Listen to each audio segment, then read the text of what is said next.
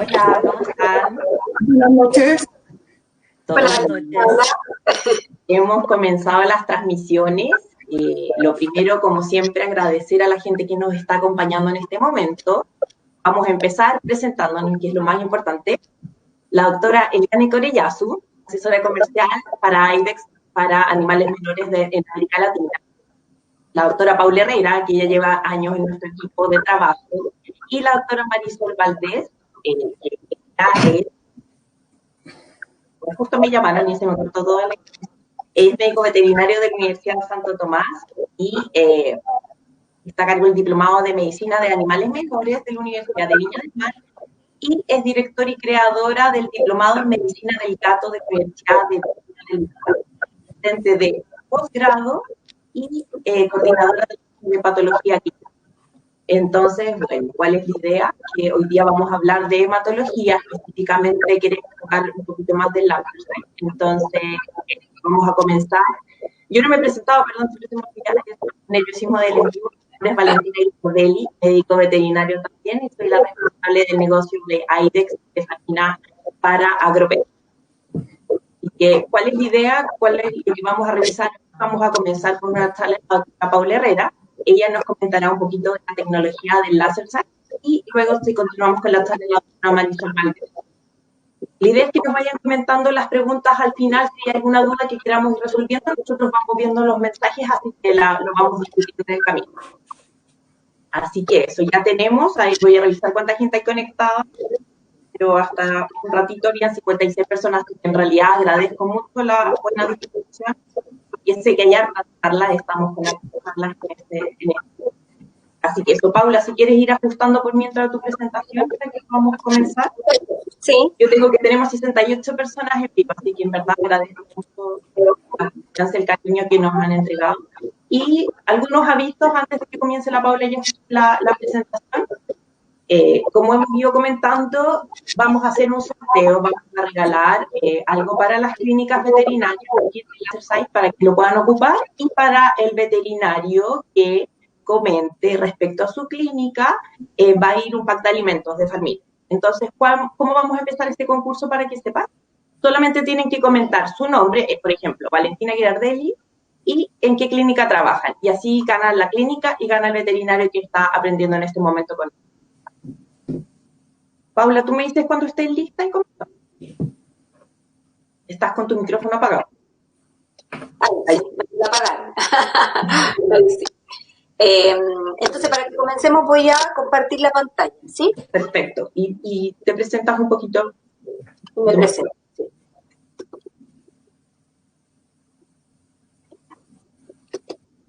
Tenemos 74 personas, así que buenísimo. Muchas gracias. Nuevamente. Te agradezco.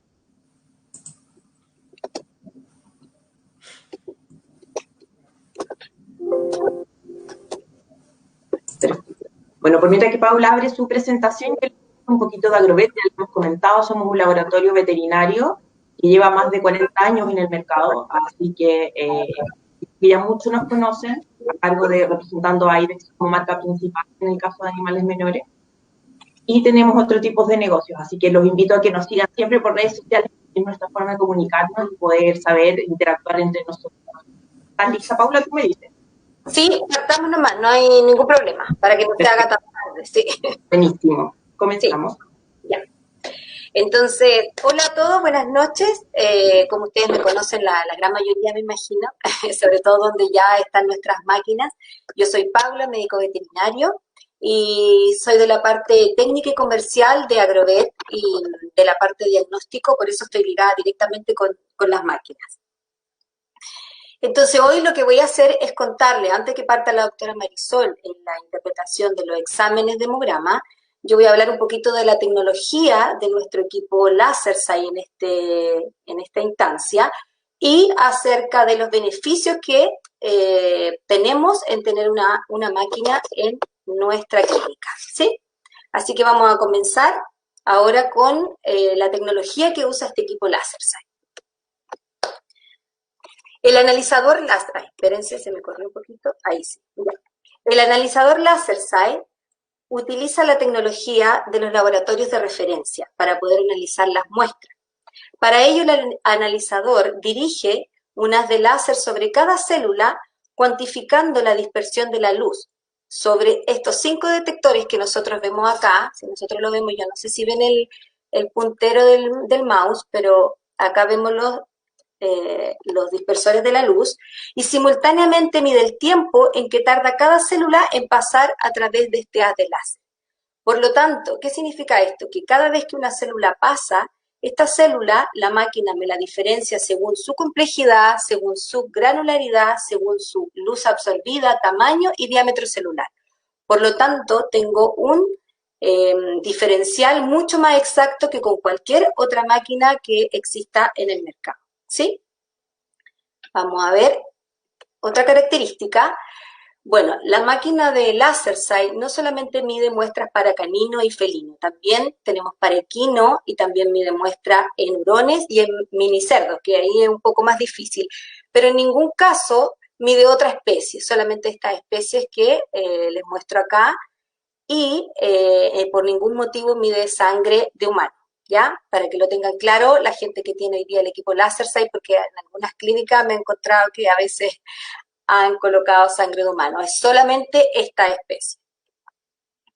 Y una de las ventajas que tiene, bueno, ya sabemos que mide, ¿no es cierto?, examen de sangre, ¿no es cierto?, la célula sanguínea, también mide los fluidos corporales, por lo tanto podemos medir un fluido abdominal, un fluido torácico, ¿no es cierto?, o pleural, también podemos tener un recuento.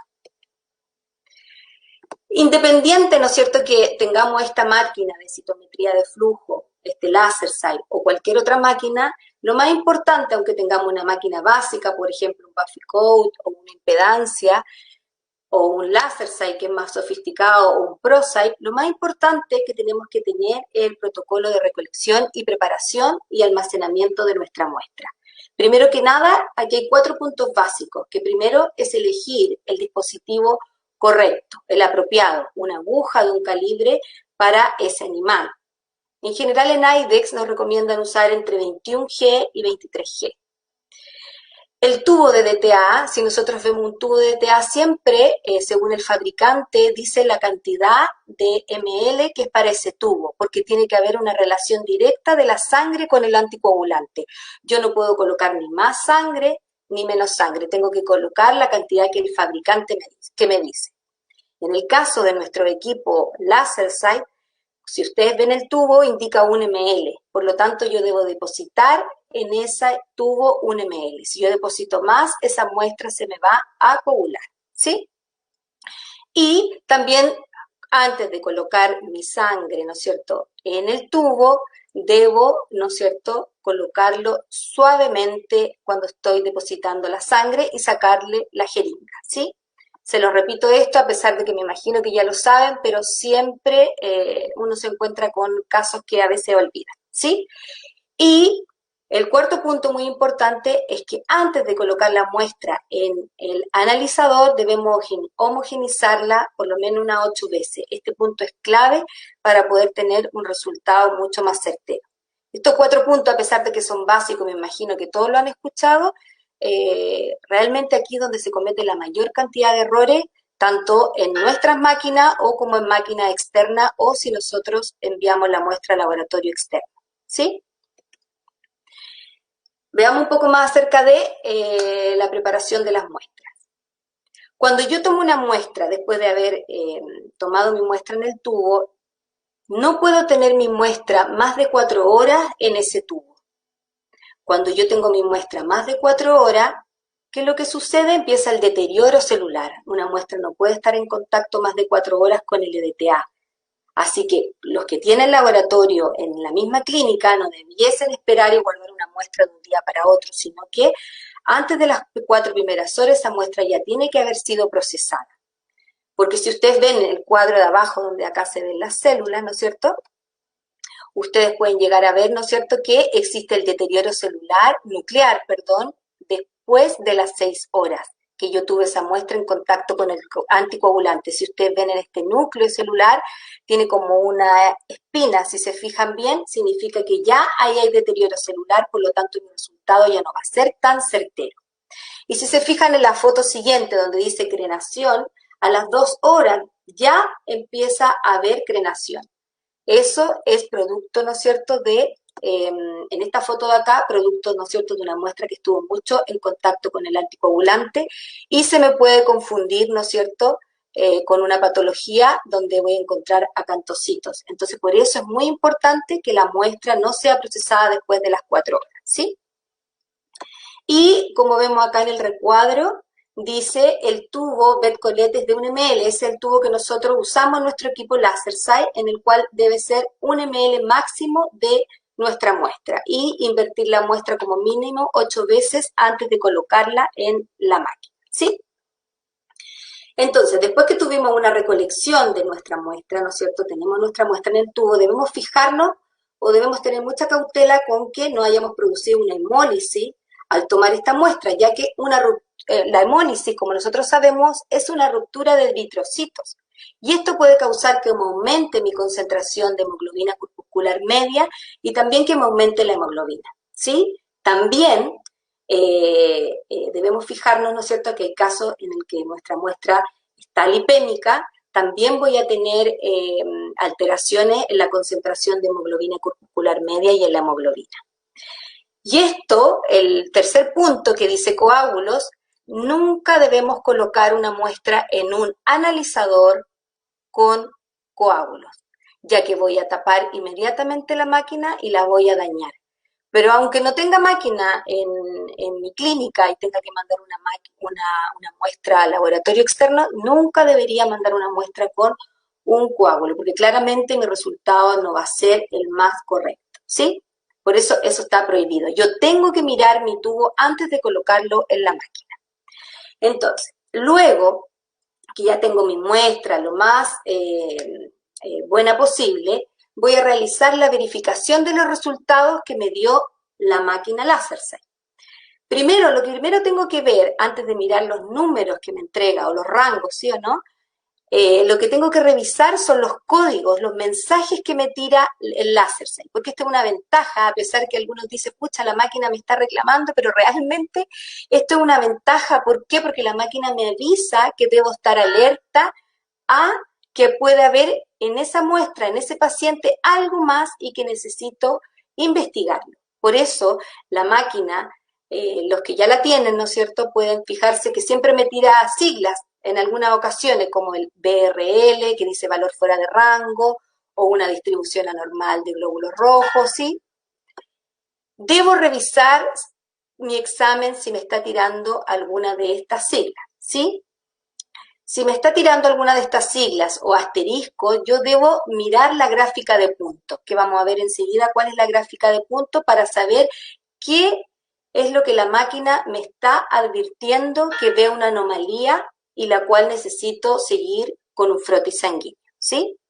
Cuando la máquina me tira cualquiera de estos valores, yo no puedo decir que mi equipo está malo, sino que la máquina solamente me está avisando que ve una morfología diferente y que yo debo mirar un frotis sanguíneo, ¿sí? Veamos ahora la gráfica de puntos. Esto es lo que yo le hablaba, ¿no es cierto?, que la máquina LaserSight tiene la ventaja de que me da esta gráfica de puntos. Aquí nosotros vemos un canino normal y de la serie roja y un canino normal en la serie blanca. Los diagramas de punto, ¿qué es lo que son? Son una representación visual del recuento sanguíneo que me hizo la máquina. Cada punto de estos que aparece acá representa una célula. Y los diferentes elementos celulares, si ustedes ven, aparecen como nubes. Esa nube roja que aparece ahí es la nube de eritrocitos. Si ven acá abajo es la nube de plaquetas. Y lo mismo, ¿no es cierto?, en la serie blanca. Podemos ver la nube de neutrófilos, eosinófilos, monocitos, linfocitos y muy pequeñita que se ven por ahí, que serían los basófilos.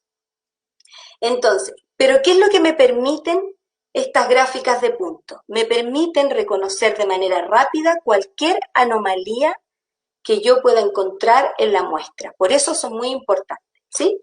Que nosotros no las pasemos por alto. Luego que la máquina me entrega el resultado, yo sin falta debo analizar esta gráfica de puntos antes de mirar, ¿no es cierto?, mis resultados en números. Ahora vamos a terminar con la comparación de los tres tipos de analizadores que existen dentro de una clínica.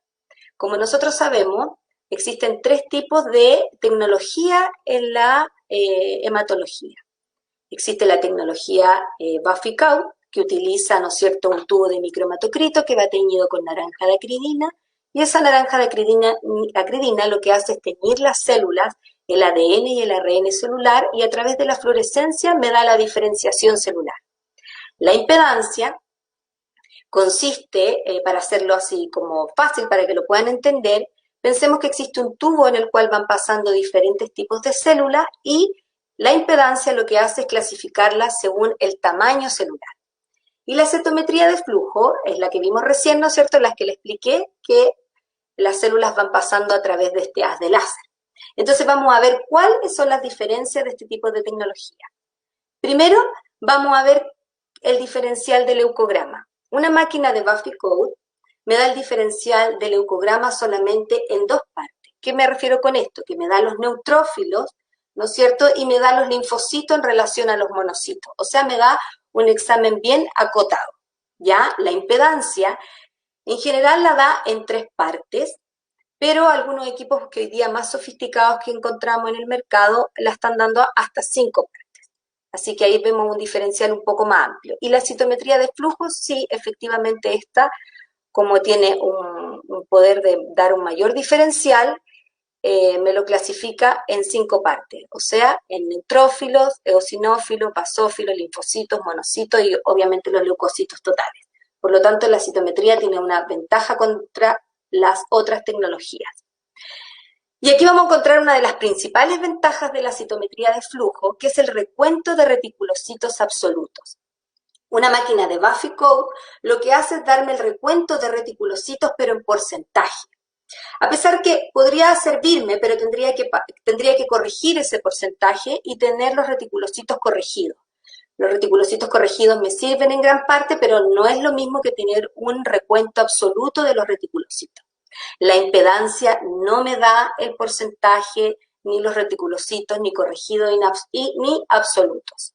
Y la citometría de flujo sí, me lo da los reticulocitos en absoluto. Por lo tanto, yo puedo reconocer a través de esta técnica de citometría, al tener los reticulocitos absolutos, puedo reconocer si hay una anemia regenerativa o no regenerativa. Por lo tanto, como vemos, es una gran ventaja de la máquina LaserSight que usa citometría de flujo láser. Y ahora veamos la interferencia. A ver, disculpen, parece que se me salió. Ahí lo voy a agrandar. ¿Ahí sí? Sí. Ya. Ahora vamos a ver la interferencia. ¿Qué máquina interfiere entre los eritrocitos nucleados y los leucocitos? El Buffy-Cout no causa interferencia ya que es capaz de diferenciar todas estas partes. Pero en la impedancia hay interferencia. ¿Qué es lo que hace la impedancia? Ya que me clasifica las células solo por tamaño, cuando hay eritrocitos nucleados, me los va a contar como leucocitos. Por lo tanto, voy a tener un conteo de leucocitos más alto de lo normal. En cambio, en la citometría, no va a haber interferencia, ya que me clasifica, recordemos, las células a través del diámetro, del tamaño, de la granularidad, de la forma, o sea, hace un diagnóstico mucho más exhaustivo de mi célula que yo quiero diferenciar. Y veamos el cuarto punto, dice interferencia de macroplaquetas con el recuento celular. También, por ejemplo, en el Buffy-Cout vemos que no hay interferencia, pero en la impedancia sí existe interferencia de macroplaquetas en el recuento celular. También estas macroplaquetas me las va a contar como leucocitos. Por lo tanto, no es una máquina, es una máquina que por lo tanto voy a tener que usar sí o sí, requerir artrosis sanguínea. Y la citometría, como hace un diferencial mucho más exacto, no vemos la interferencia. Y ahora vámonos al mantenimiento. El Buffy-Cout, como me imagino que muchos lo tienen, se hace una calibración que es diaria. No requiere mucho tiempo, pero hay que calibrarlo diariamente. La impedancia, aparte de los controles diarios, requiere de limpiezas semanales, mensuales, incluso cada 3-6 meses. Y la citometría es solamente una limpieza de los filtros que es semanal. Entonces, por lo tanto, en realidad tampoco hay gran diferencia entre las tres. Y la evaluación del frotis en el Buffy-Cout como me entrega un diferencial de la serie blanca más acotado, tengo que evaluar un frotis sanguíneo. En la impedancia, como me entrega, ¿no es cierto?, un diferencial solamente por el tamaño de la célula, y hay interferencia entre los eritrocitos nucleados y leucocitos, entre las macroplaquetas, no tengo los reticulocitos, sí o sí requiero hacer un frotis sanguíneo. Y la citometría, sí, podríamos decir que también requiere frotis sanguíneo, pero cuando el equipo lo indica. Porque si yo tengo un histograma, los gráficos de punto que vimos hace poco, normal, no debería requerir realizar un frotis sanguíneo. Pero si ya veo que estas nubes del histograma se me superponen, o el equipo me tira estos códigos en el cual me especifica que ve células que son diferentes, como por ejemplo a lo mejor un neutrófilo tóxico, yo realmente debería hacer un frotis sanguíneo. ¿Sí? Así que espero que haya quedado claro que finalmente si nosotros vemos, la tecnología de citometría tiene absolutamente mucho más ventaja que la tecnología de impedancia y que el Bafocount. Y cuando llegamos a ver, ¿no es cierto?, en los histogramas dot plot o histogramas anormales, sí o sí debemos hacer un frotis sanguíneo, ya que la máquina me lo está pidiendo.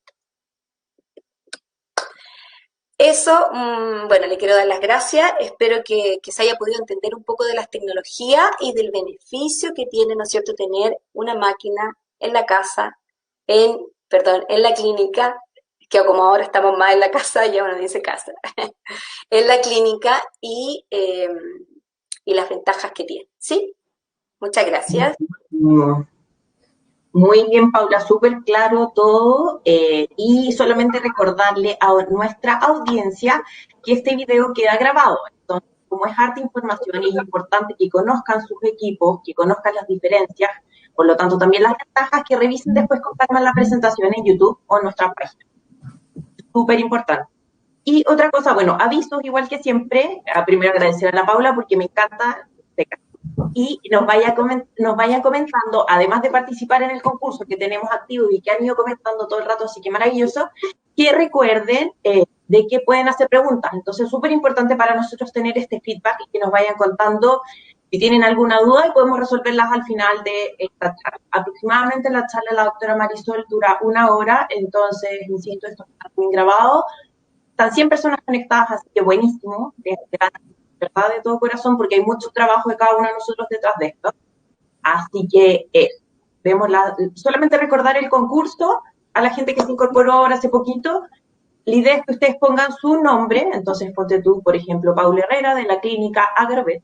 Entonces, con eso pueden hacer que ganen un premio para el veterinario y otro premio para la clínica, que es un láser para la clínica, y para el veterinario un pack de alimentos mascotas, que sabemos que siempre tenemos como médicos veterinarios mascotas. Qué buenísimo. Doctora, ¿usted cuando quiera comienza? Ya, yo parto. Voy a compartir pantalla. Ustedes me avisan, ¿ya? Perfecto. Se ve, ¿verdad? Estamos a minutos de verlo, todavía no. Ahí sí, perfecto. Ya. Voy a partir mi presentación entonces, Valentina. Gracias, Paula, por tu gran presentación y algo avanzamos en lo que tenemos que hacer. Primeramente que nada, muy buenas noches a todos, saludos a mis colegas, los extraño mucho. Estamos pasando momentos difíciles, pero vamos a tener que salir adelante como sea. Y estas charlas, ¿no es cierto?, en el fondo nos hacen un poco salirnos de los problemas y aprender. Entonces mi idea hoy día es hablar sobre las ventajas de tener un equipo LaserSight en las clínicas, que muchos de ustedes, los que están dentro de esta charla, tienen este equipo, y un poco solucionar sus dudas, ¿ya? Entonces vamos a partir. Estos son los objetivos del aprendizaje que quiero entregarle hoy día. Deberán o poder entender, ¿no es cierto?, el hemograma, los datos del analizador, todos los datos entregados, mirar los gráficos y muchas veces, a veces se requiere, ¿no es cierto?, realizar un frotis sanguíneo. También voy a dividir el hemograma en el eritrograma, el leucograma y el trombograma. O sea, lo voy a dividir en 3 partes para que se pueda entender mejor. Y vamos a ver ciertas anormalidades tanto del eritrograma, del leucograma y también del trombograma, ¿ya? Vamos a partir. ¿Qué se debe incluir en un recuento sanguíneo completo? Bueno, son los 3 componentes. Primero, tenemos que analizar los datos entregados por el LaserSite, dividido en las 3 partes. Después tenemos que analizar los gráficos o el histograma. El histograma es entregado en el hemograma, ¿ya? Y le informa a usted lo que está pasando con las muestras de ese paciente. Si el resultado del histograma está ubicado donde debe ubicarse en un paciente, significa que hay una alta confianza que ese resultado esté bien, que no necesitamos hacer un frotis sanguíneo. Entonces, es muy importante analizar los gráficos, porque así ustedes van a confiar en sus resultados y también deben mirarlos y entenderlos junto con el hemograma, ¿ya? Entonces, mirando los datos del analizador y mirando los gráficos, sabrán si necesitan o no necesitan una evaluación de un frotis sanguíneo. Estos son los gráficos entregados por el LaserSite, ¿ya? Ya la Paulita nos dijo algo. Cada puntito es una célula y nos entrega aquí a la izquierda de ustedes tienen la parte de la serie roja. Vamos a verla con detalle, donde están principalmente los eritrocitos y las plaquetas, y a su derecha está la serie blanca, ¿ya? Entonces, y la serie blanca están todos los componentes divididos en las 5 partes. Vamos a ver primero la gráfica de eritrocitos y plaquetas. En la parte vertical, ustedes tienen esto que se llama luz de absorbencia, ¿ya? Que es cada de estas células pasan por el haz de láser. Y abajo tienen la granularidad, ¿ya? Que es decir, que las células que tengan mayor complejidad se van ubicando más a la derecha. Eso es granularidad y esto es luz de absorbencia, ¿ya? Entonces, en la parte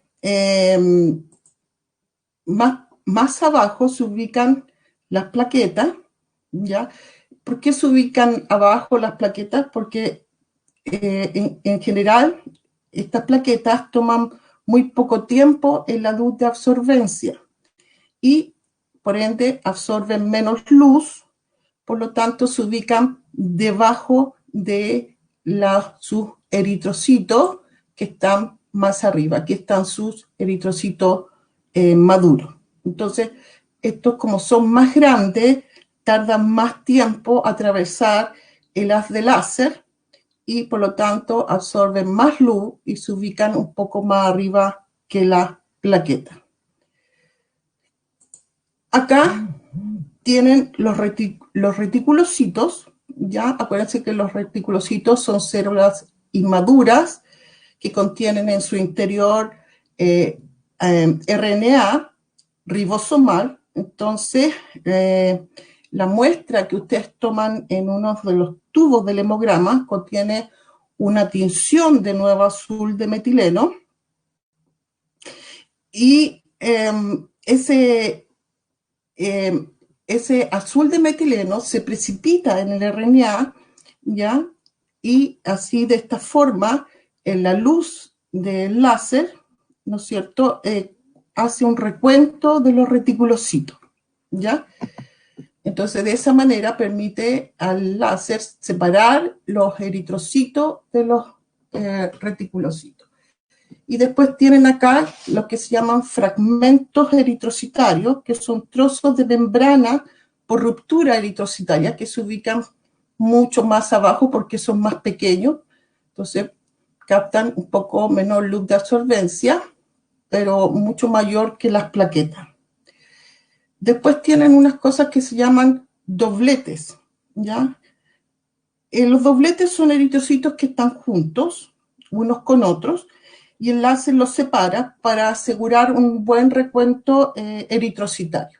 Entonces no los cuenta en el recuento eritrocitario, ni tampoco los cuenta como reticulocito, ni tampoco como fragmento.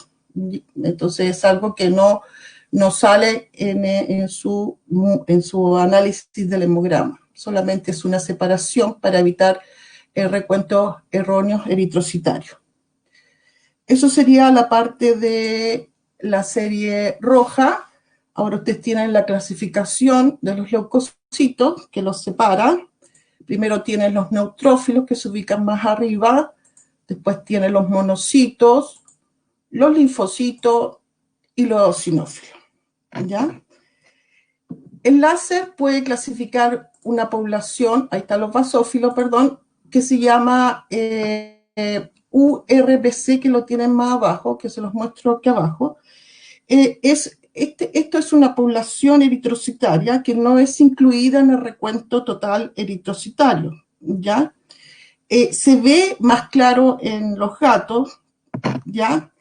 Y se clasifican para obtener resultados más óptimos de su muestra, pero no se contabilizan en general.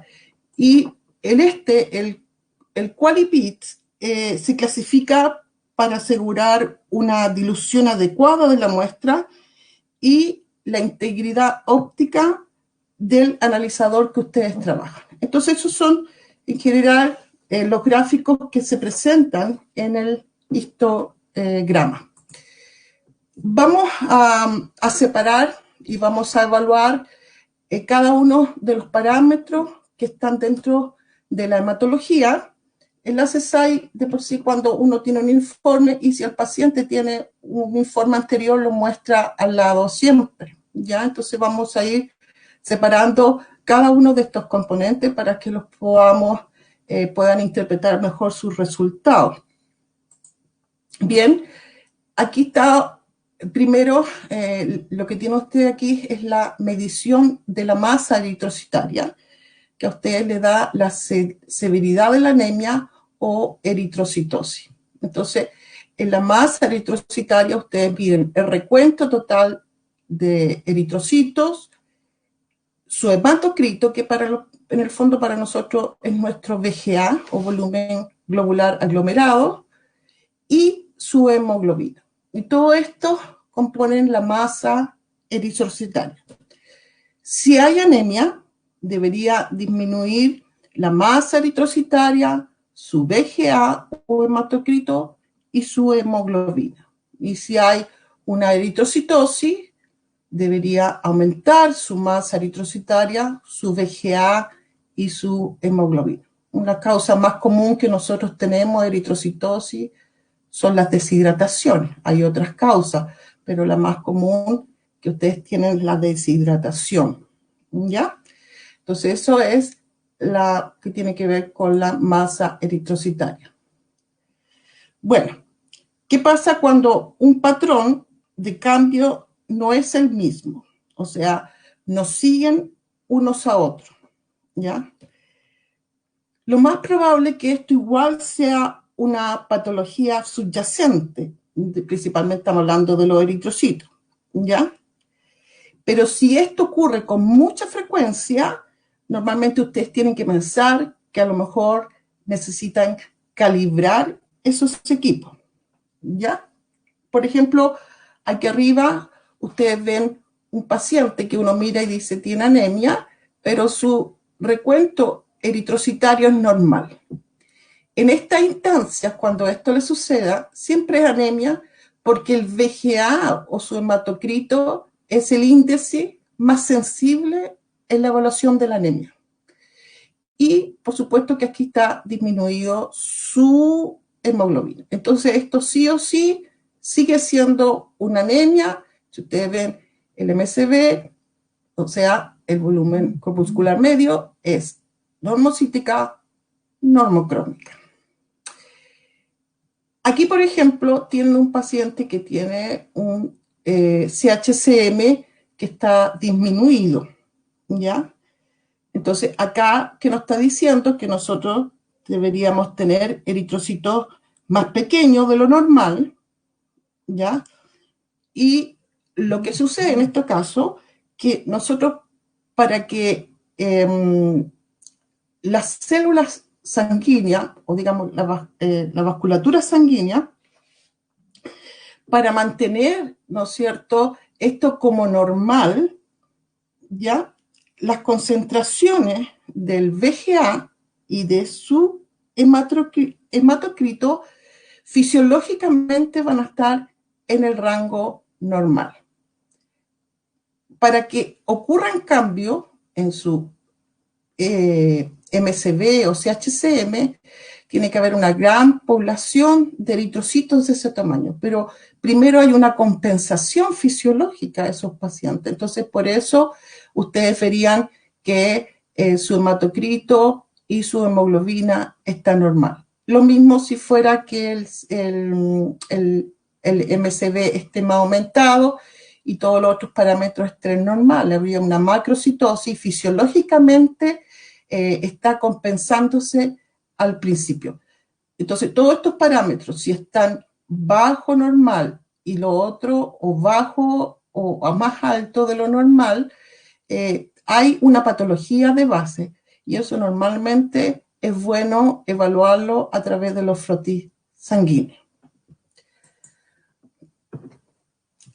El otro componente del eritrograma son los índices que llamamos eritrocitarios. Ahí están sus índices. Como les decía anteriormente, debe existir un número significativo de células con morfología normal para que la máquina a ustedes ponga estos rangos fuera, o bajo o más alto de lo normal. ¿Ya? Es decir, que tiene que haber, como les muestro allá, en un frotis sanguíneo, una alta anisocitosis para que estos rangos se puedan evaluar en un paciente, ¿ya? Entonces, muchas veces, a veces podemos mirar los frotis, por ejemplo acá, que este paciente debería tener una disminución del BCM y del CHCM, o sea, una anemia microcítica hipocrómica, como se muestra en este frotis sanguíneo, donde ustedes pueden ver que hay eritrocitos más pequeños y hay mucha palidez central, ¿bien? Esto no necesariamente a lo mejor lo produce la máquina, pero si ustedes ven los frotis sanguíneos se puede evaluar, ¿ya? ¿Por qué ocurre eso? Por lo mismo que yo le estoy diciendo, que debe existir un número significativo de células con morfología normales para que la máquina los detecte y sean anormales. Otra de las medidas que hay en el hemograma que ustedes tienen es el ancho de distribución eritrocitaria, que es el RDW, ¿ya? El RDW es una variación objetiva del tamaño eritrocitario, ¿ya? Y a usted le entrega el tipo de población eritrocitaria de esa muestra. Si nosotros miramos acá, aquí están los eritrocitos, aquí está el tamaño eritrocitario. Entonces, como una campana, ¿no es cierto? Entonces, los eritrocitos más pequeños se ubican hacia la izquierda, los normales están arriba de la curva y los que son más grandes están más a su derecha. Entonces, lo que le ayuda a este índice es en la variación de anisocitosis. A mayor anisocitosis, la curva se va más a la derecha. Y eso implica que habría una mayor regeneración. Fíjense aquí el RDW, o el ancho de distribución eritrocitaria de este paciente, es 16.2%. Está dentro del rango de referencia normal. Y si uno mira el frotis, es un frotis de perro porque acuérdense que los eritrocitos caninos tienen palidez central, entonces están todos casi del mismo tamaño. Pero en este de aquí abajo, si ustedes pueden ver, el ancho de distribución eritrocitaria es 23,6%, estaría aumentado. Entonces nosotros esperaríamos ver en un froti donde hay una anisocitosis y ustedes ven estos eritrocitos que son más grandes, que son más azulados, y eso corresponde, ¿no es cierto?, a eritrocitos que se llaman policromatofílicos, que son más azulados de lo normal, que en el fondo pasan a ser como reticulocitos. Entonces, este índice le ayuda a usted a confirmar normalmente que puede existir en ese paciente una anemia regenerativa. Ese es el índice de ancho de distribución eritrocitaria. Respecto a los reticulocitos, la máquina a ustedes le entrega en dos formas. Una es el porcentaje reticulocitos y la otra son los reticulocitos que son absolutos. Normalmente IDEX no pone un intervalo de referencia para el porcentaje porque no tienen validez, ¿ya? Porque es un porcentaje de los que contó el láser que vienen teñidos con azul de metileno, ¿ya?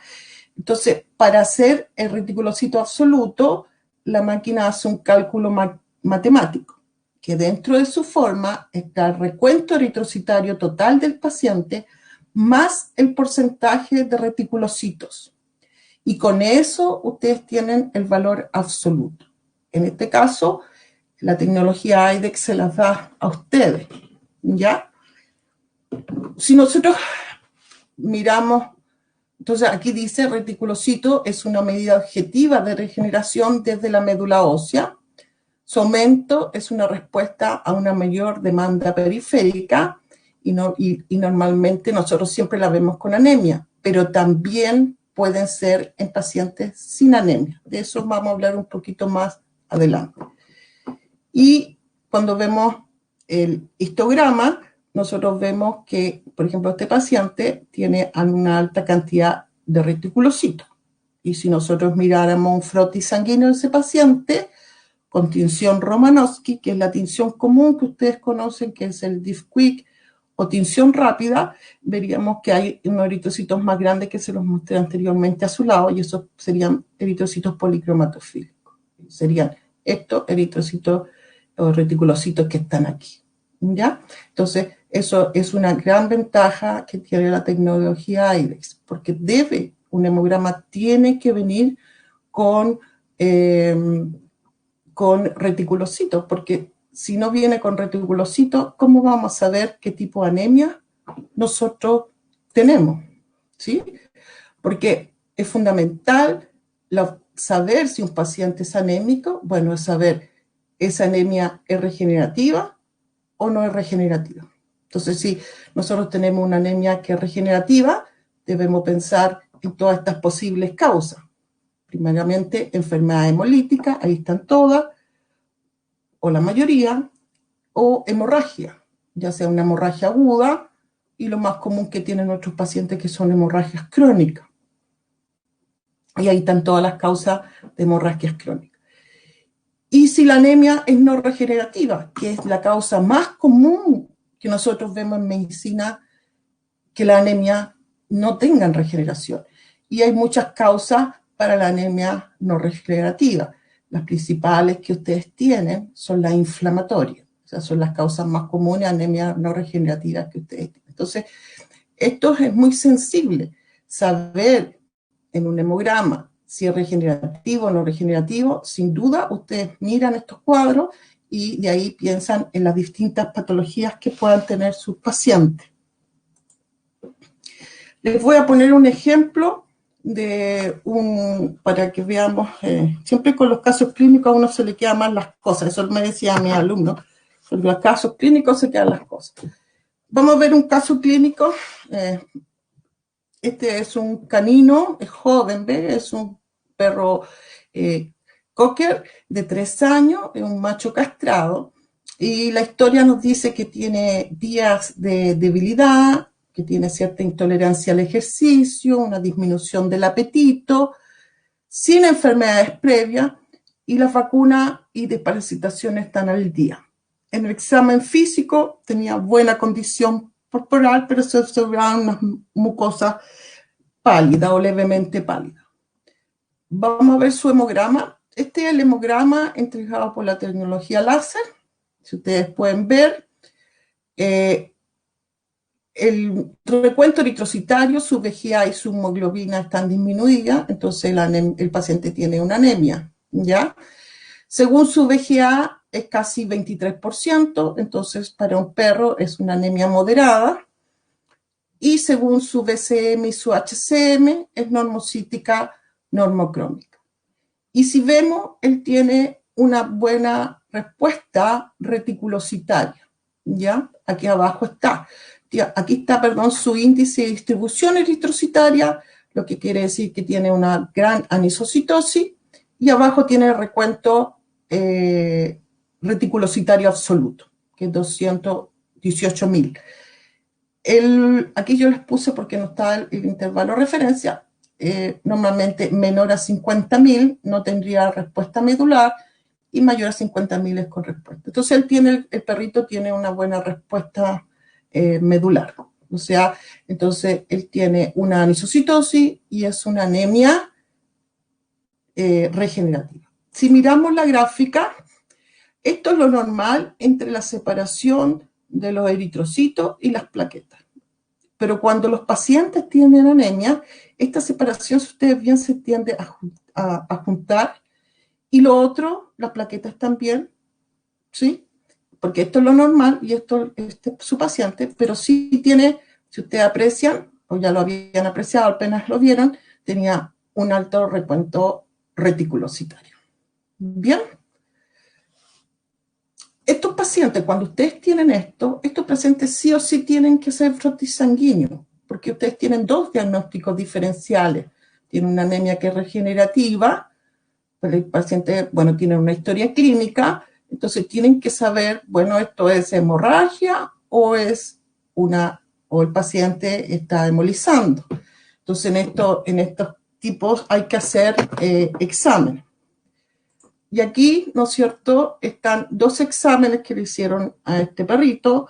Uno es el test de aglutinación en suero, ya que ustedes tienen un porta, sacan un poquito de sangre del paciente y ponen unas 2 gotas o 3 gotas de suero fisiológico y ver si hay o no hay aglutinación. Y cuando hay aglutinación se ven como granitos de arena, si ustedes se fijan, ¿ya? ¿Por qué se forman esto? Se forman cuando los eritrocitos en su superficie están marcados con anticuerpos antieritrocitarios, ¿ya? Esto se aprecia en anemias hemolíticas, ¿ya? No en todas, porque dependerá de la cantidad de anticuerpos de la superficie de este eritrocito.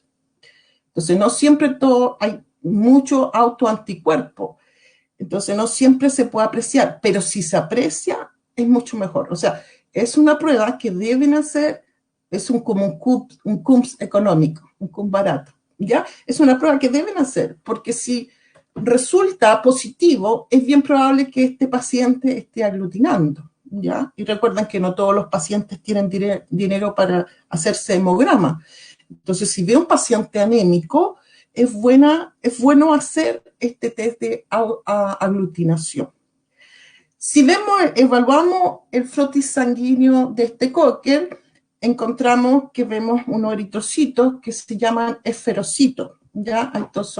Él tiene alta cantidad de esferocitos, son todo esto. Acuérdense que dijimos que los eritrocitos de perro tienden a tener palidez central, como se ven aquí, pero los esferocitos son células más pequeñas que los eritrocitos, ya tienen más intenso y carecen de palidez central, ¿ya?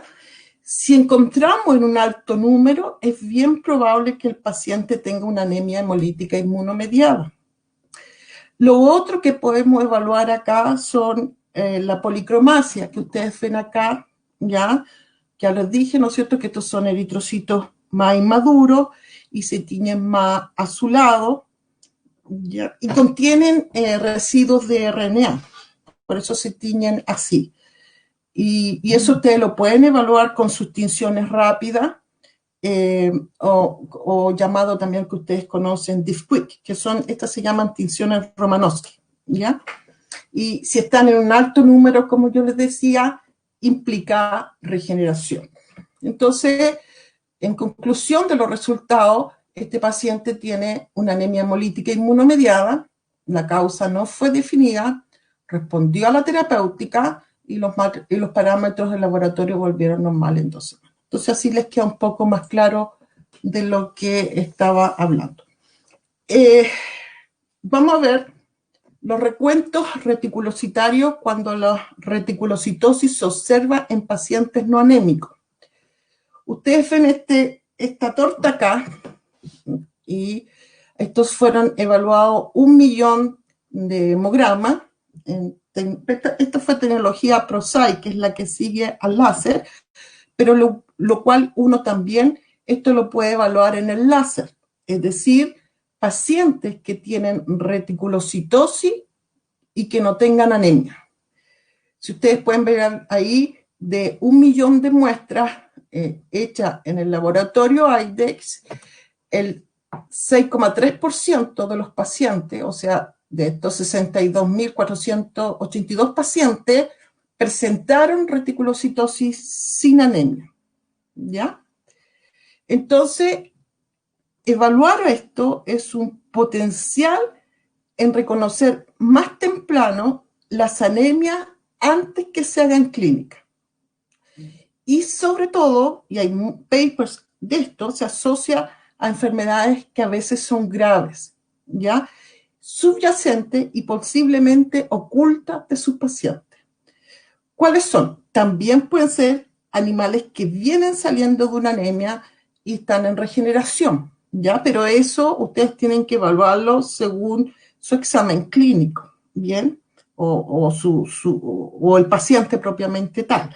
Pero en general, las dos principales cosas que ustedes tienen que evaluar son las enfermedades hemolíticas, porque hay una regeneración, o enfermedades hemorrágicas que ya que están siendo compensadas en el fondo. Entonces es algo que ven muy temprano y algo que tienen que evaluar.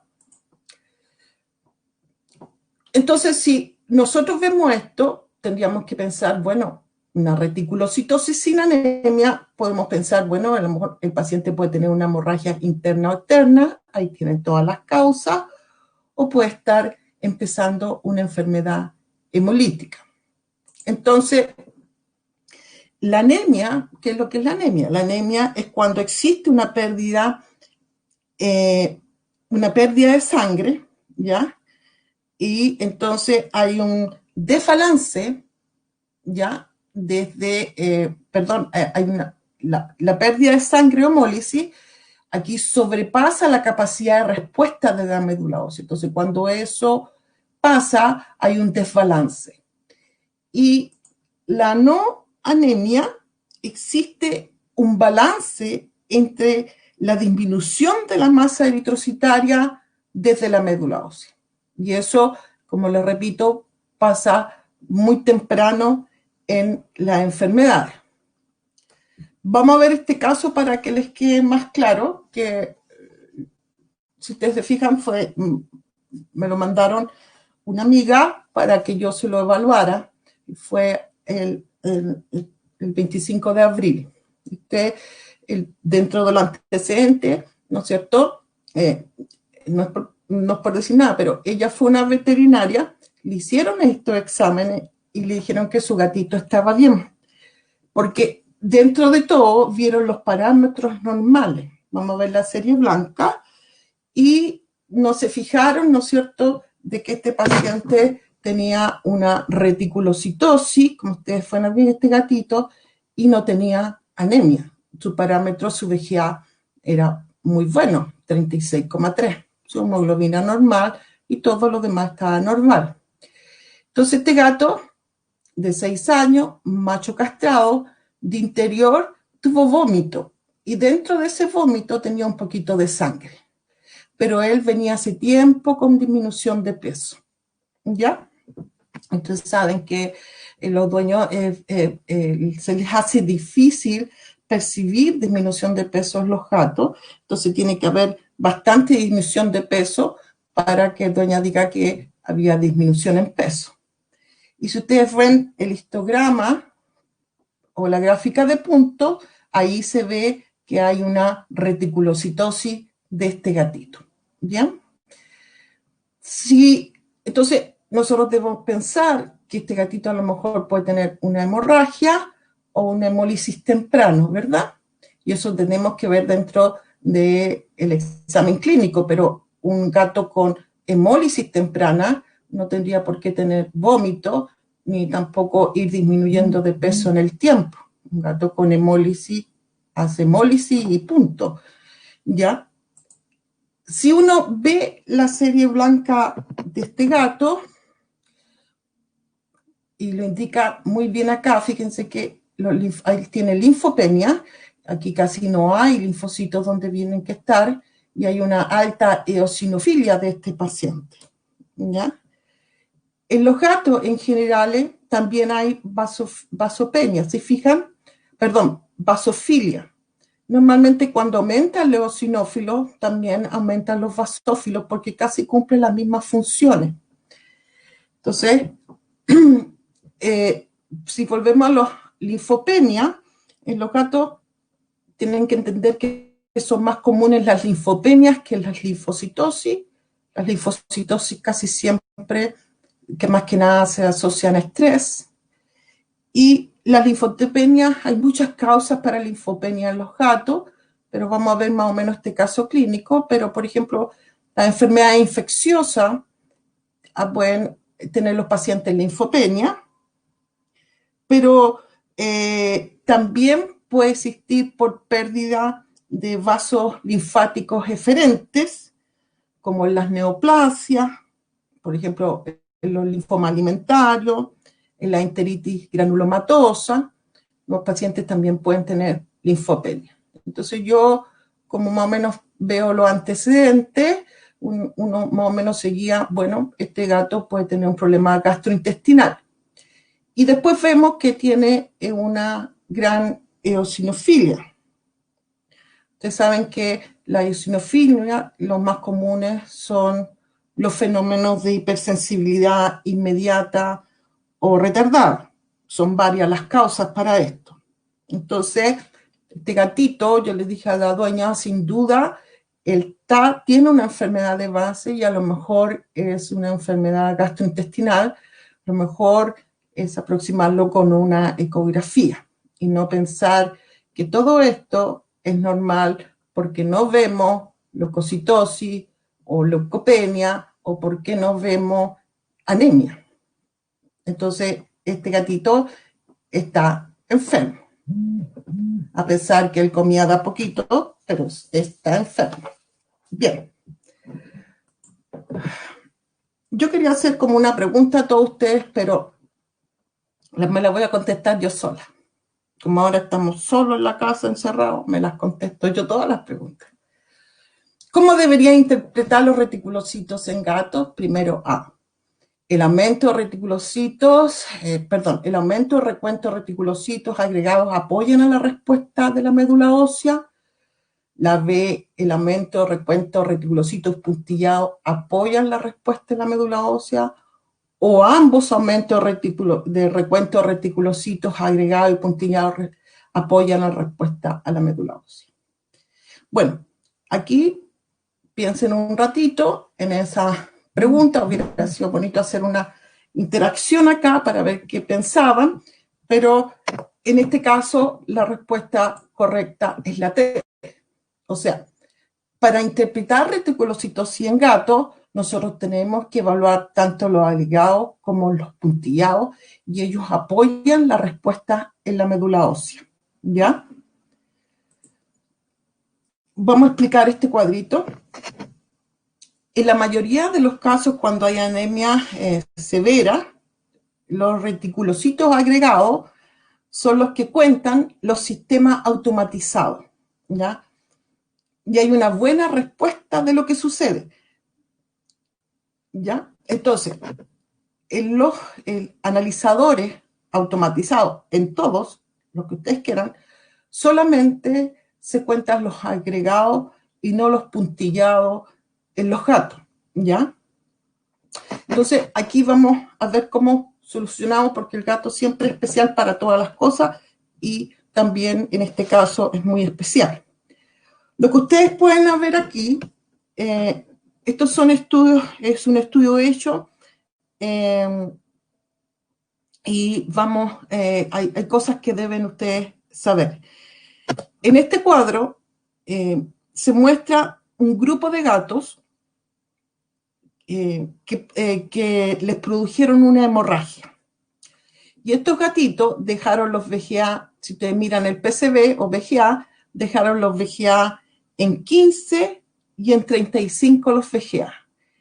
Y desde ahí, ¿no es cierto?, siguieron a los evaluados los reticulocitos de estos gatos.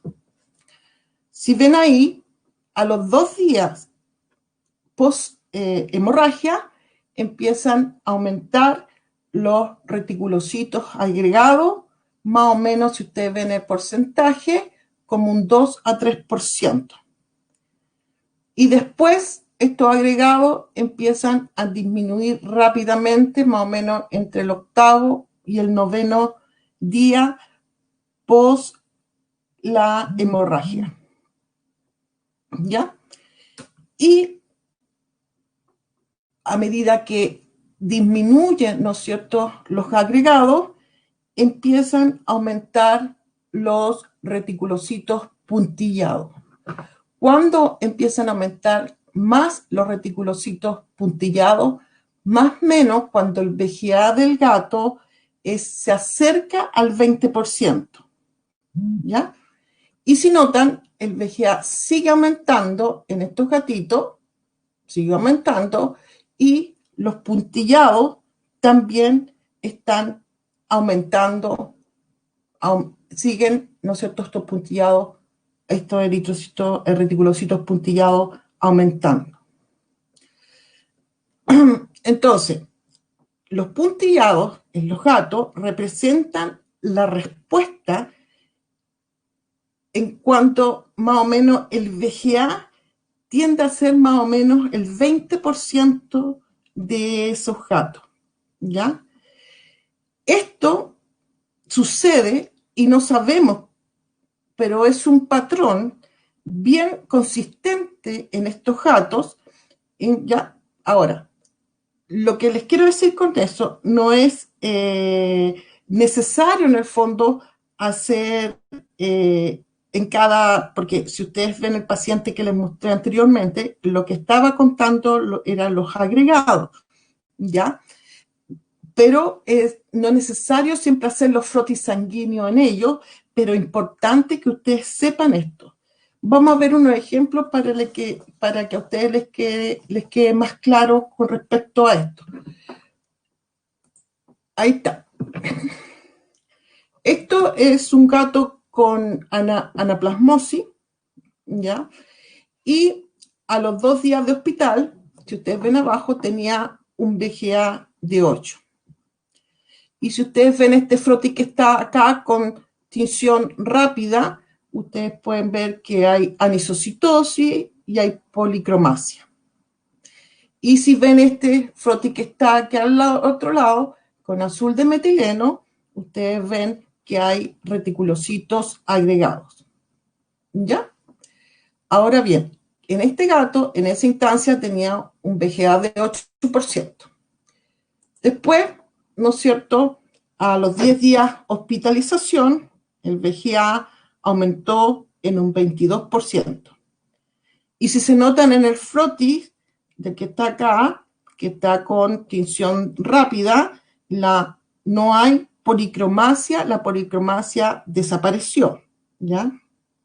Entonces, esto es porque nosotros no podemos ver reticulocitos puntillados, ni siquiera con las mejores tinciones. Pero si miran el frotis con nueva azul de metileno, ustedes pueden ver los reticulocitos puntillados de este paciente. ¿Qué es lo que recomiendo o qué se recomienda en esta instancia? lo que se recomienda es que si tienen los gatos con VGA del 20% o del intervalo de referencia menor, o sea, 20-22% más o menos, es hacer un frotis con tinción de nuevo azul de metileno y ver si hay puntillados.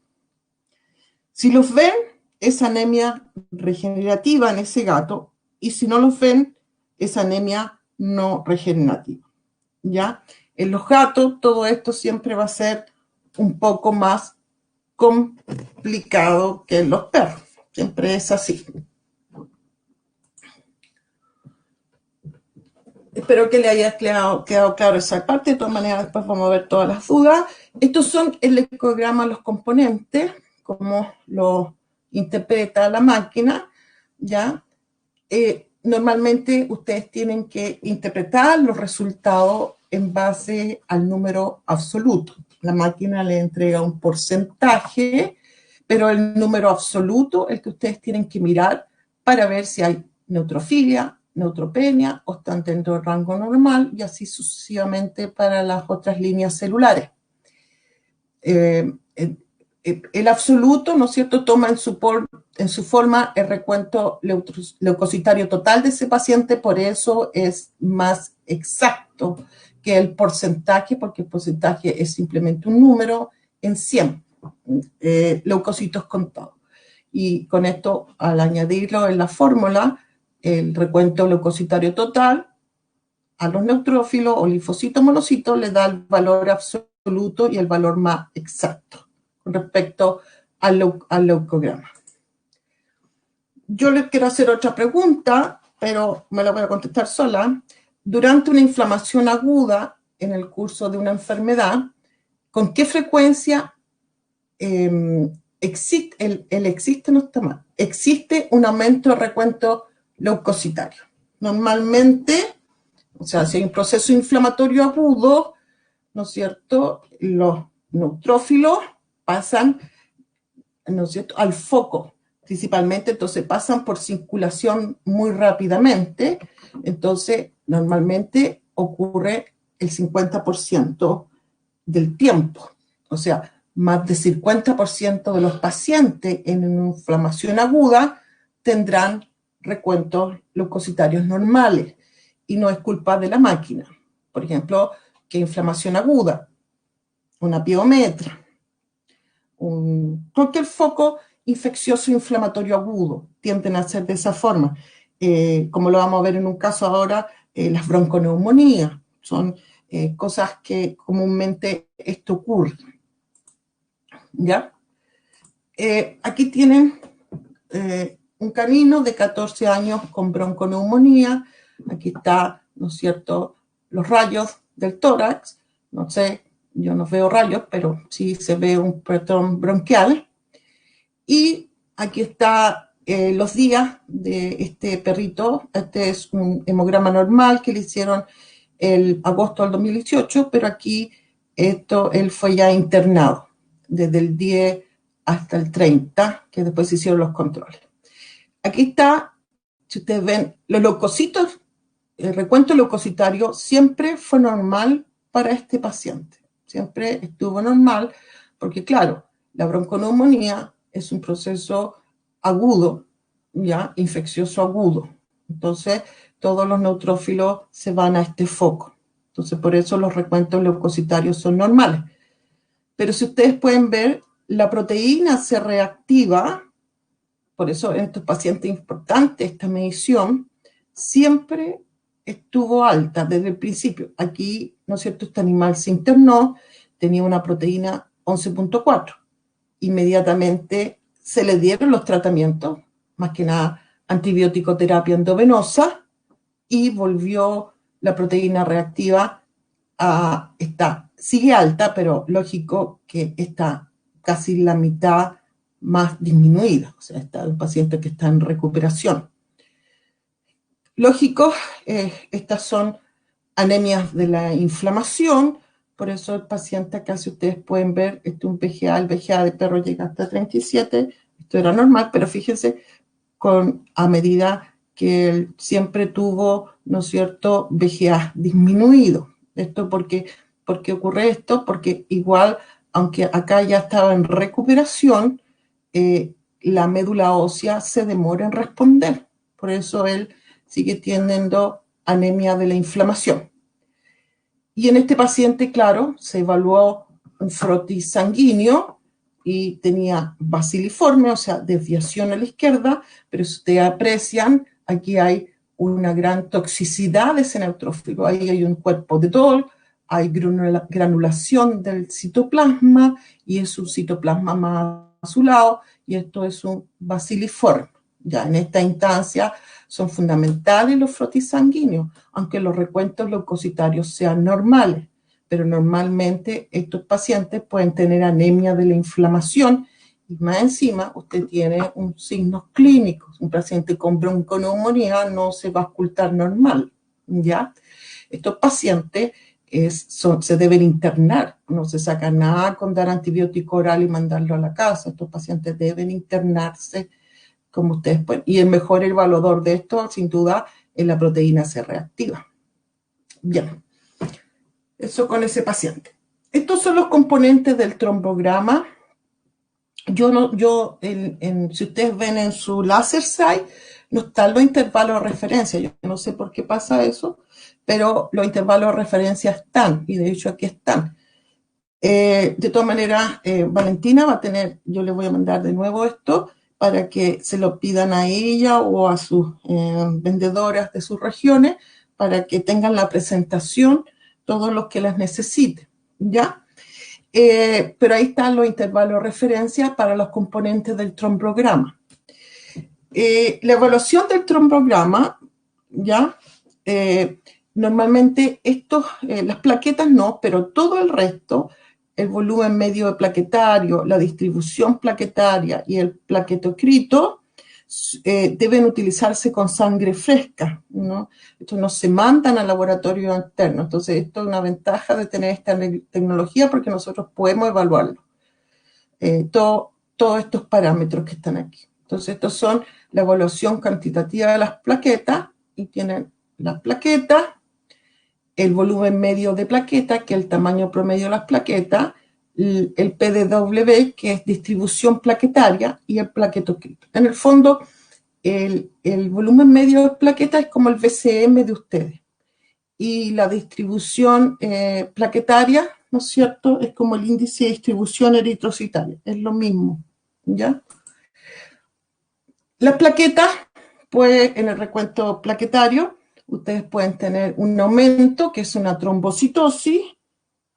Si el recuento es mayor a 484.000 plaquetas, es trombocitosis, y si es menor a 148.000 es trombocitopenia. Nosotros siempre tenemos más patología relacionada a la trombocitopenia. Las trombocitosis pueden ser comunes, pero nosotros vamos a ver unos estudios de trombocitosis, nosotros como que no le ponemos atención mucho, ¿ya? Pero vamos a verlo. Después tenemos, ¿no es cierto? Esto es lo mismo que yo le expliqué en la serie roja, es la descripción de la población eritrocitaria, estos dos valores, o sea, el volumen medio plaquetario y la distribución plaquetaria, son una descripción de la población plaquetaria, ¿ya? Entonces, para que, igual que los otros, para que exista un aumento o una disminución de estos valores, deben estar presentes unas altas plaquetas con morfología anormales para que les den estos valores anormales. Vamos a ver el MPB, que es el volumen medio de plaqueta, que da el tamaño promedio. Su utilización es que si está aumentado, le dice que hay plaquetas más grandes de lo normal. Por ejemplo, aquí ven un frotis, son plaquetas pequeñas y estas son plaquetas mucho más grandes, ¿ya? Entonces, si está para allá, hay una buena, digamos lo que les dice a ustedes, que hay una trombocitosis más acelerada. Y esto no en gatos. ¿Por qué? Porque los gatos tienen plaquetas más grandes o plaquetas reactivas más grandes. Entonces, este índice no lo ayuda en gatos, pero sí en perros. Después tienen la distribución plaquetaria, es lo mismo, ¿no es cierto? Como la campana de Gauss. es una medición objetiva del tamaño plaquetario.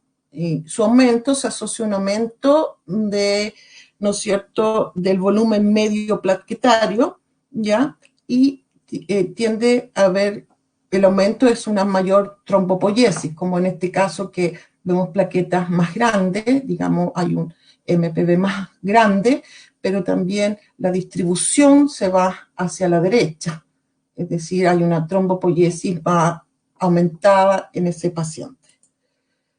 Entonces, estos dos valores nos ayudan primero a ver cómo responde la médula ósea en la producción de plaquetas, ¿ya? Y esto se debe a una mayor demanda periférica. Entonces, cuando eso ocurre, aumenta su MPV y aumenta su PDW. Y por último, ustedes tienen el plaquetocrito. El plaquetocrito es como el hematocrito de ustedes o el VGA. Entonces, por ende, es un buen estimador de recuento plaquetario. Es más crítico que el recuento plaquetario total de su paciente. Entonces, si el plaquetocrito disminuye, significa que hay una trombocitopenia, y si aumenta, hay una trombocitosis. Veamos este caso clínico que nos ayudará un poquito a evaluar las plaquetas. Esta es una Cocker, de nuevo un Cocker, de 3 años, hembra entera, y la historia tenía tos y fue tratada con sulfa-trimetoprim, ¿ya? Por el veterinario de referencia, y la llevan a una clínica de referencia porque estaba letárgica. Este es el examen de la perrita Cocker. ¿No es cierto?, es un examen normal.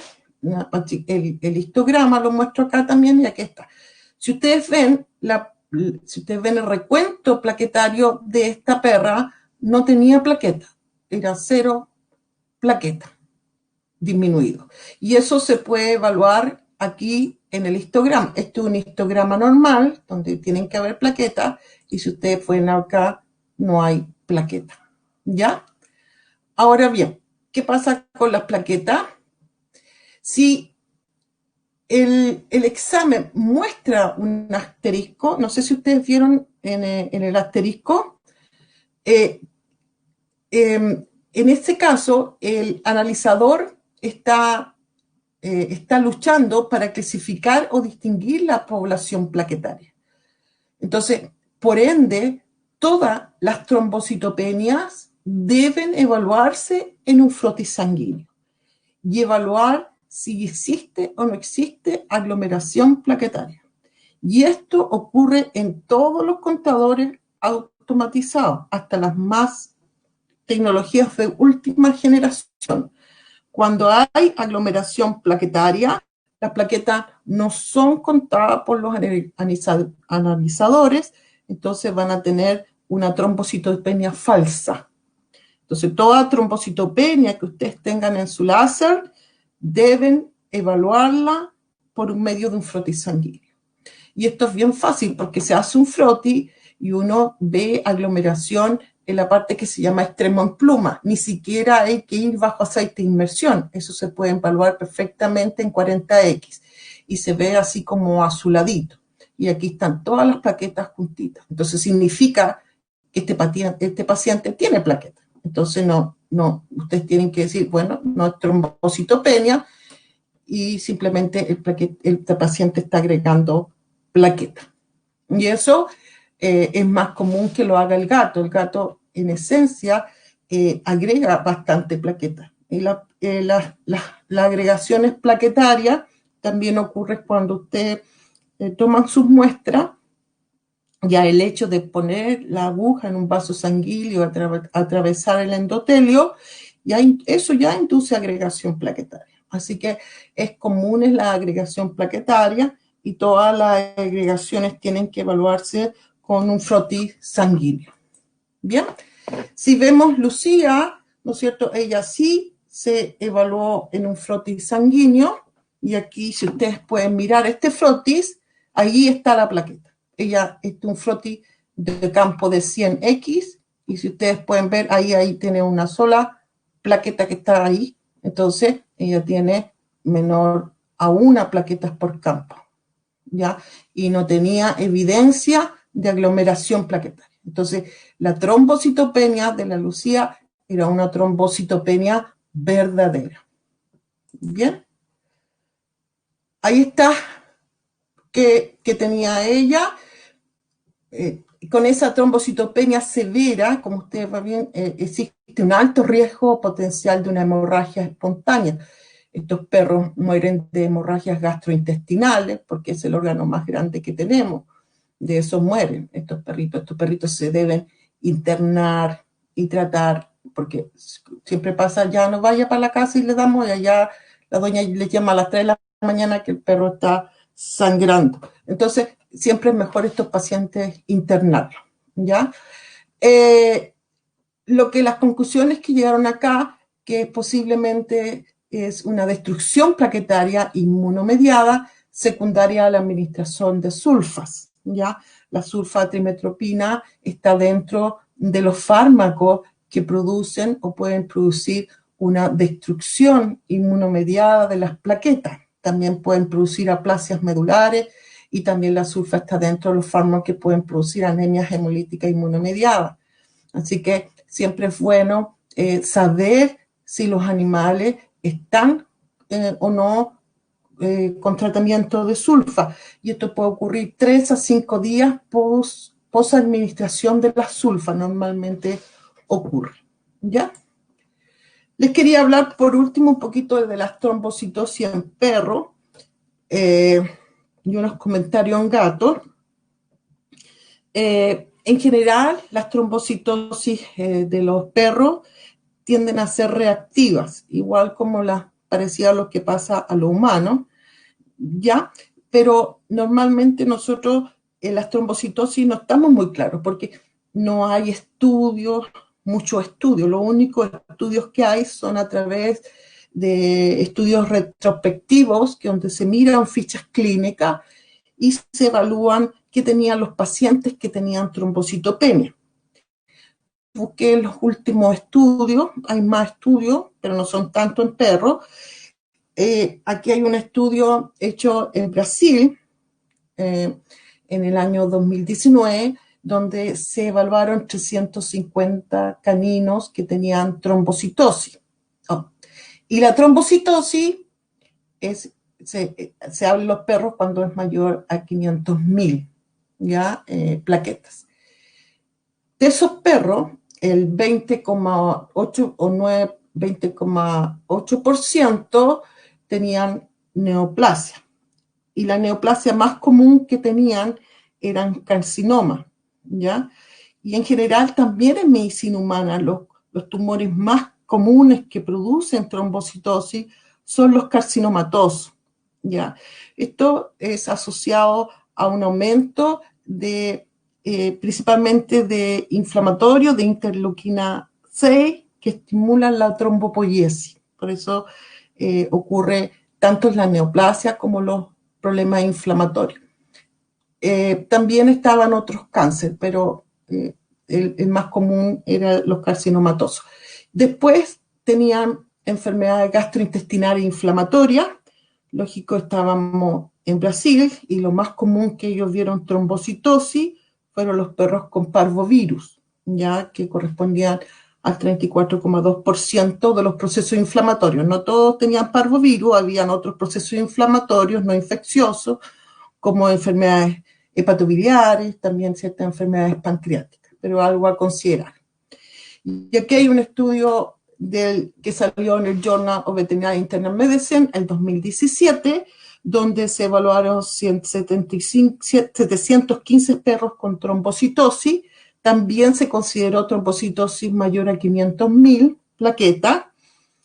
Y dentro, si ustedes pues ven, el 46,7% de estos pacientes, lo más común fueron las enfermedades inflamatorias.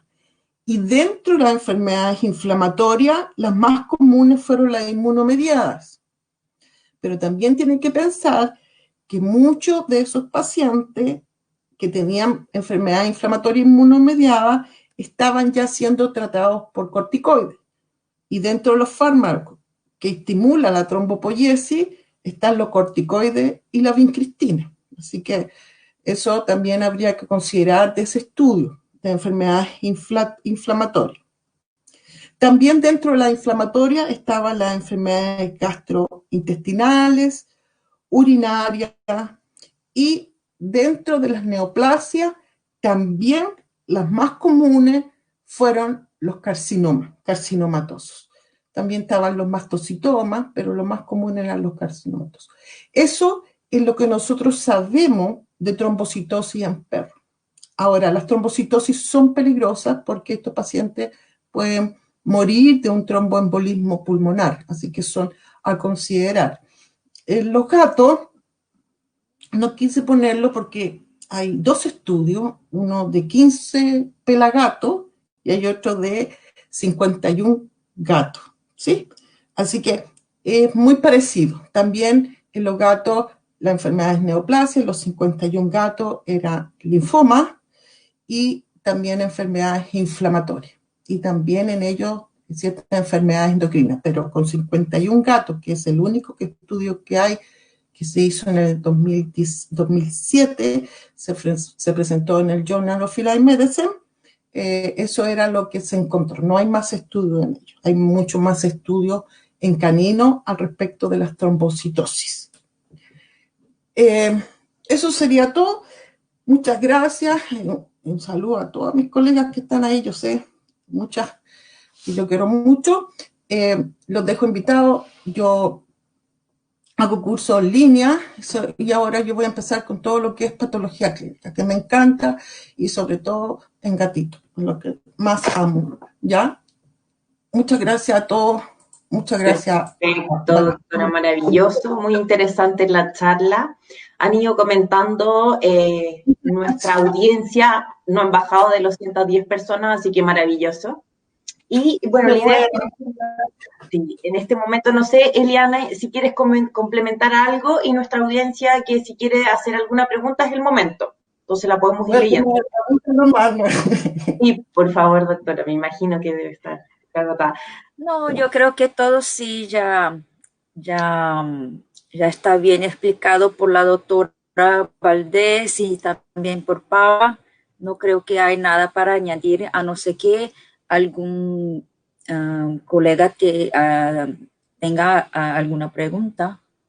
Hasta el momento no hay preguntas, solamente hartos participantes en el concurso, así que buenísimo. Ahí hay una pregunta, a ver si me puede ayudar el equipo editor. Dice, doctora, buenas tardes. La doctora Katy González Lara pregunta, no me quedó claro en lo de los quali bytes.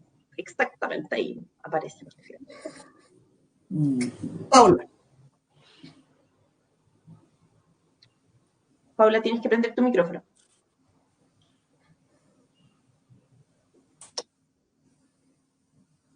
¿Ahí sí, Paula?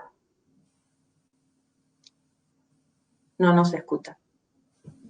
Eliane, no sé si nos puedes ayudar a preguntar que Paula resuelve lo de su micrófono. O doctora Marisol, a contestar la pregunta de la doctora Katy González. Doctora Elin, porque eso es una parte técnica, los quali-bits, que es una forma de ver que los resultados estén bien, nada más que tienen que ver con la luz del láser que esté funcionando bien. Ese es el quali-bit, eso es lo que yo tengo entendido. ¿Qué Paula, vemos tu audio? Ahí sí, perfecto. Ahora sí, los quali-bits son unas partículas, ¿no es cierto?, que van en uno de los tubos que usa el equipo LaserSight, que me sirven como de un control de calidad de mi muestra. Estas partículas, cada vez que yo hago un hemograma, también va un tubo, ¿no es cierto?, no NLDTA, sino que otro tubo en el cual va un azul de metileno, que es para la atención de los reticulocitos, como habló la doctora, y en ese tubo también van estas partículas. Estas partículas yo las voy a ver en el gráfico, en los histogramas, y por lo tanto esto me hace de control de calidad de mi examen. Entonces yo cada vez que hago una muestra, yo ya al ver estas partículas de Qualibit que salen en el gráfico, ya puedo estar tranquila y decir, la máquina está trabajando adecuadamente. ¿Sí? No sé si se entendió. Sí, yo entendí súper bien. Pero la colega. Perfecto, Perfecto, Paula. No veo ninguna otra pregunta, así que yo me imagino... bueno, ahí. Buenas noches, consulta. Al tomar las muestras de sangre, ¿ideal dejar a temperatura ambiente o refrigerada? Paula, tú hablaste de esa Paula. Lo ideal es siempre sacarla y refrigerarla. Sí, ideal es tomarla y hacerla, porque estos equipos son para la clínica y tomarla y procesarla de inmediato, pero en el caso que tenga alguna dificultad y no la pueda procesar, debería dejarla máximo 4 horas y debería dejarla refrigerada a 4 grados Celsius. Perfecto. Donde ponen los huevitos, yo siempre le digo. Claro, la doctora Sandra Longa dice, doctora, ¿el frotis lo realiza con la misma sangre de la muestra recogida o prefiere sangre periférica? Lo ideal siempre es hacer el frotis antes de ponerla o dejar un poquito afuera y no con mezclarla con el EDTA por las características tintoriales, más que nada. Cuando uno mezcla la sangre con EDTA, las características tintoriales como que desaparecen un poco. Entonces, por eso se prefiere hacer de esa forma. De hecho, cuando uno va en medicina humana y le toman sangre, una de las cosas que hacen primero las tecnólogas o la enfermera o lo que te tome la sangre es hacer el frotis sanguíneo y no mezclarlo con la sangre con el EDTA. Tiene que ver por ese punto de vista. Perfecto. La doctora Cari Vázquez pregunta, ¿cuánto tiempo es lo máximo ideal de refrigeración que tiene que tener un hemograma? Tendría que responder Paula. Es básicamente lo mismo que contestamos recién. Hasta 4 horas ya debería darse la muestra, sí. Perfecto. Hola, buenas noches. Pregunta Kika Silva, ¿con el LaserSight es posible evaluar neutrófilos tóxicos? No, eso solamente es evaluar en los frotis sanguíneos. En ningún contador automatizado es capaz de evaluar neutrófilos tóxicos. Hay algo que nunca un contador automatizado podrá reemplazar, y es el ojo humano. Eso, aunque estemos en el año 3000, eso nunca va a ser. Es imposible. Disculpe, doctora, lo que nosotros podemos un poco evaluar a través de las siglas que nos da la máquina LaserSight, nos avisa, ¿no es cierto?, que ve unas células que son con una morfología diferente. Entonces, según la condición del paciente y viendo esta alerta que me da la máquina, yo ya podría asumir y debería ir a buscar en el frotis sanguíneo estos neutrófilos tóxicos, porque en el histograma estas nubes, ¿no es cierto?, se me empiezan a superponer, porque la máquina no sabe dónde clasificarlas, si a través de un monocito, un linfocito. Entonces, a través de la detalle, yo voy directamente a buscar este neutrófilo tóxico en el frotis sanguíneo. En el frotis sanguíneo. Sí. Perfecto, súper claro. No sé si hay alguna otra pregunta. Si no, entonces... Qué bueno, porque significa que quedamos bien claras. Sí, yo creo súper claro, fue súper bueno que Paula haya comenzado con la introducción de los equipos y la tecnología, que muchas veces la gente olvida o tiende a confundir las tecnologías. Esa pregunta ya la hicimos de la doctora Sandra Longa respecto al frotis, y aquí Katy González, esto sí no lo hemos contestado, Katy González Lara, ¿cuál es la temperatura ideal de la máquina para procesar la muestra? Hola, Katy. Bueno, la temperatura ideal en general en la máquina láser, yo te podría contestar, es entre 17 y 26 grados Celsius. Yo debería procesar una muestra. Si no una alta temperatura, ya voy a tener problemas con mi resultado. Perfecto. Y la doctora María Fernanda, me imagino, Muñoz, dice, hola, no me quedó claro, pero el LaserSight mide también otro tipo de fluidos. ¿Puedes comentar un poquito, Paula, de eso que conversaste al principio? Sí. El LaserSight, bueno, aparte de nosotros ser un contador hematológico, también me mide fluido sinovial, pleural, torácico, Entonces, lo que va a hacer finalmente es decirme la cantidad o el porcentaje de células blancas o de células rojas que hay en ese fluido, ¿sí? Para yo después, bueno, hacer un citológico y poder llegar a diferenciarlo correctamente. Eso es lo que hace. Perfecto, súper claro. El doctor Nicolás Pérez González pregunta, buenas noches, ¿puede el analizador ser movido en auto por más de una semana? Así como en una veterinaria móvil, me imagino yo, no. Claro, me imagino que está más dirigido a eso, yo creo que, claro. Sí, no, no se puede. Perfecto. Adolfo Pazmiño pregunta, ¿Aidex tiene pensado la incorporación de Frotis en sus equipos? No sé si puede contestar Eliane, si puedes comentar un poquito. No, como dijo la doctora Valdés, no hay cómo sustituir los ojos humanos. Entonces siempre vamos a necesitar, para analizar frotis, vamos a necesitar un patólogo. O un veterinario bien preparado. Sí, claro. Si no es difícil. Ver No. neutrófilos tóxicos y ciertas anormalidades, eso no requiere de ser especialista ni patólogo, solamente... Claro, verdad. Además que con tecnologías tan avanzadas como tenemos, casi siempre la máquina te lo dice y son pocas cosas que tenemos que evaluar, no tenemos que evaluar tantas cosas, no es necesario saber tanto. ¿Verdad? ¿Sí? Hay ciertas cositas. Perfecto, vamos a ver si hay alguna otra pregunta. Eso ya la contestamos, ¿cuál es la temperatura ideal? La de la doctora Sandra Longa también. ¿Estamos listas, parece? Me da la impresión que ya, y bueno, Eliane, muchas gracias. Solamente algunos datos. Muchas gracias, Eliane. Muchas gracias, Eliane. Saludos, profe. Bueno, ahí básicamente irán poniendo saludos. Algunos datos.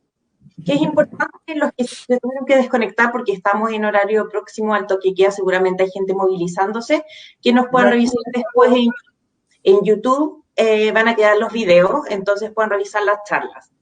Otra cosa importante es que nosotros como AIDEX y Agrovet Chile estamos tratando de hacer este tipo de capacitación viendo temas que nosotros vemos frecuentemente que son de consultas diarias en las clínicas veterinarias, los veterinarios, a nuestros equipos. Entonces, si ven algún otro tema que sea de interés, por favor nos contactan ya a través de correos electrónicos, teléfonos, sus representantes de ventas y nos sugieren algún tema. De verdad que la idea es seguir con estas charlas. Esa es la idea, o sea, creo que ha funcionado súper bien. Y lo otro que el día 2 de julio es la próxima charla en donde estará la doctora Lina Sanz hablando de pancreatitis felina y del test de SNAP. Así que nuevamente agradecer a la doctora Valdés, que es súper clara y en verdad quedamos todos muy, muy interesados con su charla. A la doctora Eliane Corellazu por parte de AID y a nuestro equipo, por supuesto, a Paula y a nuestro equipo que está en el backstage. Así que solamente el último comentario antes que se me olvide, el concurso lo vamos a hacer mañana por redes sociales, vamos a revisar a todas las personas, si hay alguien que no sea de Chile, porque sé que hay gente conectándose, lamentablemente no tenemos cómo entregarle el premio, pero a todas las personas de Chile que no tengan el equipo LaserSight, de todas maneras les daríamos el alimento de mascotas y si ganan una clínica con el equipo LaserSight, el demograma. Así que, bueno. ¿Y algún comentario adicional nada más? No, yo creo que lo más importante con el LaserSight es realmente estar atento a la temperatura ambiente en que esté el equipo. Siempre homogenizar muy bien la muestra antes de meterla al equipo y nunca procesar una muestra mala. Y otra cosa muy importante es el valor que tiene el gráfico de dot plot. Entonces, es un daño muy grande tenerlo en el equipo y una vez que sabemos cómo interpretarlo, es mejor que los números por sí, porque solo de una mirada ya se puede ver más o menos cómo está la situación del animal. Entonces, y también la situación de la muestra, porque se puede ver hemólisis y cosas así. Entonces, ahí ya podemos ver cuánto podemos confiar en la muestra, en los resultados por el gráfico. Entonces, yo creo que es muy importante realmente estas charlas de educación con estas explicaciones tan buenas de cómo interpretar los resultados, y acá estamos para lo que necesiten. Perfecto.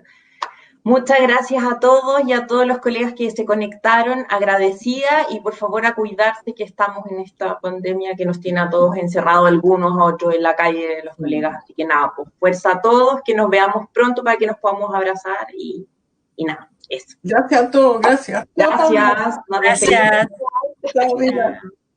Chao, chao.